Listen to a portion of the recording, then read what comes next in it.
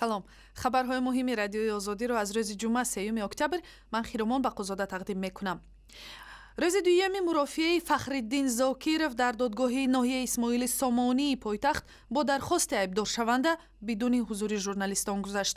собиқ вакили дифои соҳибкори зиндонӣ Заид Саидов, ки ҳанӯз феврали имсол боздошт шуда буд, ба ҳайси раиси ширкати ҳуҷҷатгузории Паймонсипар ба саволҳои додгоҳ посух медиҳад. Фахриддин Зокиров дар он айбдор мешавад, ки гӯё ширкати ӯ барои гирифтани қарзи пулӣ аз Тоҷик Содирот банк дар ҳаҷми $913,000 барои ширкати пахта тозакунии Ёвон Коттон дар таҳияи ҳуҷҷатҳои тақаллубӣ кӯмак кардааст.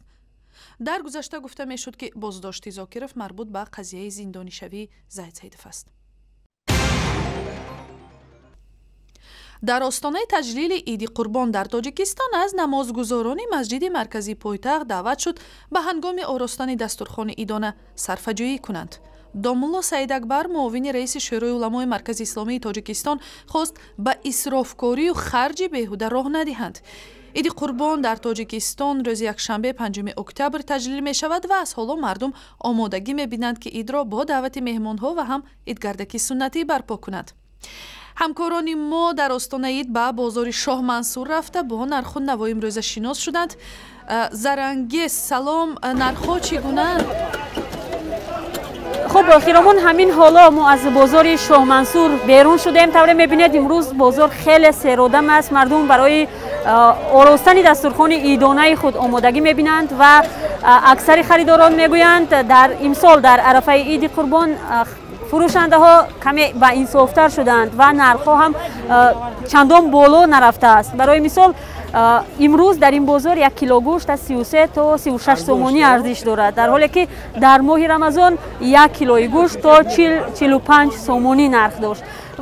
ولی البته اکثر خریداران میگویند این نرخ با این همه به فرق از یک هفته قبل کمی بالا رفته است. برای مثال امروز 1 کیلو شفتالو از 18 تا 20 سومانی ارزش دارد، در حالی که یک هفته پیشتر نرخ همین شفتالو 13 سومانی بود. Зарангез, барои ҳадияи идгардаки кӯдакон чӣ мехаранд? و این رو هم باید قید کرد که امروز بیشتر از همه بازار شیرینی و البته بازار سقیچ و پوفک خیلی گرم است، چون معلوم است که این تحفه های عیدانه کودکان است و در عید قربان غالبا مردم تاجیک به کودکان سقیچ و پوفک و این چند سال اخیر تخم های رنگارنگ هم تحفه میکنند.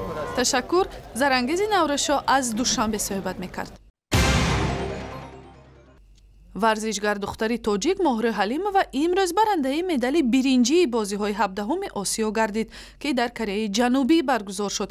Вай дар сабқати таеквондо байни занон ба бурдани ҷои 3-юми мусобиқот мушарраф шудааст. қарор аст фардо ин бозиҳо анҷом ёбанд ва натиҷаҳои бозиро барои тими Тоҷикистон шориҳи варзиши радиои озодӣ Назруллоҳи Латиф аз инчони Кореяи Ҷанубӣ телефонӣ хулоса мекунад. варзишгарони тоҷик дар ин бозиҳо ҳамагӣ 5 медал, 1 медали тилло, 1 нуқра ва 3 биринчӣ ба даст оварданд. ёдовар мешавем, ки Дилшод Назаров дар риштаи гурзандозӣ, Залимхон Юсупов дар сабқати гӯштии озод, Фарҳод Неъматов, Алишер Гулов ва Моҳрӯ Ҳалимова дар риштаи таеквондо медалҳои биринҷӣ гирифтанд. Залимхон медали нуқра ва Дилшод Назаров медали тилло.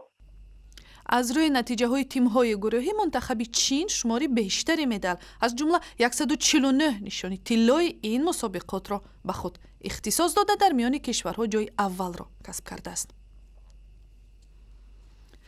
Шаҳбол Мирзоев, сарбози нерӯҳои марзбонии Тоҷикистон, ки моҳи март дар пайи латукӯби ҳамхизматаш дар қисми низоми сутунмӯҳраашро шикаста буд, дубора ба маркази эҳёи шаҳри Хуҷанд барои идомаи муолиҷаву табобат интиқол ёфт. як моҳи ахир Шаҳболи 22 сола дар хонааш дар ноҳияи Ашт зери назари волидон буд ва тибқи нақша ҳоло бояд табобатро идома диҳад. табибон барои беҳтар шудани ҳаракати дасту поҳояш талош мекунанд ва ин навбат муолиҷа 12 рӯзро дар бар хоҳад гирифт. ҳамхизмати Шаҳбол Усмонали Ғайратов, ки дар латукӯби айбдор дониста шуд, бо қарори додгоҳ ба 9 соли зиндон маҳкум шудааст. дар намоишгоҳи байналмилалии китоб дар душанбе дар баробари 61 чопхонаи миллӣ 17 нашриёти хориҷӣ китобҳои худро ба маърази тамошо гузоштанд. Ин чорумин намоишгоҳи байналмилалии китоби душанбе буд, ки дар пойтахти Тоҷикистон баргузор шуд. баргузоркунандагон мегӯянд, дар намоишгоҳ беш аз 6700 номгӯи китобҳои чопи Тоҷикистон, Афғонистону Ҳиндустон, Эрону Амрико ва Русия муаррифӣ шудааст. дар миёни адабиёти муаррифӣ шуда китобҳое дар жанрҳои мухталиф ба намоиш гузошта шуданд.